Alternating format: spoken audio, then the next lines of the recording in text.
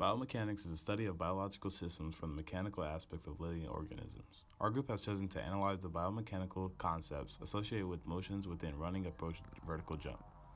We will analyze the differences in mechanics of a vertical jump between two individuals. One subject who demonstrates having healthy mechanics and bodily functions, compared to a second who has a dysfunction. Subject 2 suffers from a patellar tendonitis, or otherwise known as jumper's knee, that is limiting the movement of the subject. We will observe the linear and angular kinematics of two subjects and analyze their differences to determine the difference in biomechanics between a healthy individual and an individual who portrays a physical limitation. In the first scene, you will see a healthy individual complete a running jump onto a box. The length of the jump was 6.4 meters and the height of the box was 0.6 meters. The subject completed the entire jump in 3.86 seconds. Now let's get into the details. Velocity is the change in displacement over the change in time. The subject's displacement was 6.4 meters and the change in time was 3.83 seconds. Therefore, his velocity during the run was 1.671 meters per second. Now I will show you how the subject was able to generate this type of velocity. Ground reaction forces is the force exerted by the ground on the body in contact with it. The subject was able to exert adequate force into the ground by making contact with the ground through his heels and toes in order to propel himself upwards and forwards. In the jump sequence, the subject was able to push into the ground with his toes in order to produce an upward motion. This is a perfect example of Newton's third law. By using Newton's third law, he was able to exert force into the ground with an equal and opposite reaction, propelling himself upwards. Finally, by analyzing the entire sequence of events, we were able to determine the work and power of Subject 1. Subject 1 had a work of 3,244 joules and a power of 847 watts. These concepts will be important when comparing Subject 1 to Subject 2 and seeing how jumper's knees will affect these values. In this scene, the subject with a physical limitation, jumper's knee, completed the approach high jump. The length of the jump was 6.40 meters, the height of the box was 0.60 meters, and the time it took the subject to jump was 4.38 seconds, resulting in a velocity of 1.461 meters per second. Since the subject has a physical limitation in his patella, he lacks a mechanical advantage. This causes a reduction in his ability to extend and flex his knee, therefore resulting in a decrease of ground reaction forces. As you can see, during the run, the subject exerted very little force into the ground through his heel and toe contact. This resulted in the ground reaction forces not enabling him to produce adequate force in order to propel him forward.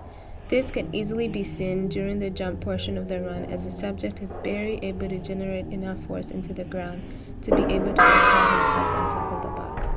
Throughout the entire run, it is clear that Subject 2 has lost a mechanical advantage due to the injury to his patella. Subject 2 applied 689 newtons and displayed horizontally 6.40 meters and vertically 0.6 meters, resulting in 2,645 joules of work and 604 watts of power. The patella is extremely important in generating force during a learning jump, and based upon the data collected, it is even more clear how much of a mechanical advantage it provides.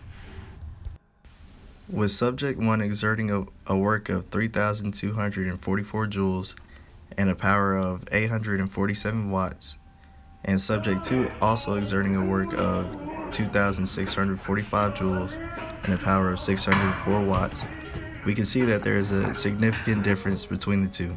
While Subject 2 is suffering from a patellar injury, it creates an issue for the person to push themselves upwards and weakens their force. While on the other hand, Subject 1's mechanical movement is smoother and more powerful. Because Subject 2's injury, he was not able to generate a GRF that allowed him to jump onto the box effortlessly. Subject 1 was able to generate more than enough force to ensure that he made it onto the obstacle.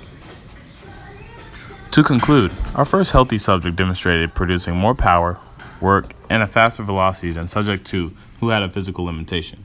This is due to the fact that Subject 2's injury limited their ability to flex and extend their knee.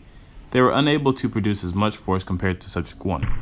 Since Subject 1 was healthy, his movements were more fluid and smooth because of all his muscles and tendons working properly, whereas the injury of subject 2 caused his movement to be rough and uncoordinated because his other muscles and tendons were trying to compensate. We set out to determine how an injured patellar tendon would affect a subject during a running jump. After collecting the data, we conclude that the patellar tendon does in fact provide a significant mechanical advantage. Now what can we learn from this? Since the patellar tendon plays such an important role in production of power, we would conclude that training for a healthy individual should focus on strengthening the muscles around it. By strengthening the muscles around the patellar tendon, like the quads and hamstring, they would be able to generate more force and power, making them more efficient when completing a running jump. The same logic could be applied in a rehab setting where rehab should focus on strengthening the muscles around the patellar tendon as well as those that support it. By focusing on those muscles, the individual's rehab will go much faster and be more effective. Hopefully this information has retained you well enough that you've learned something new today. Thanks for watching.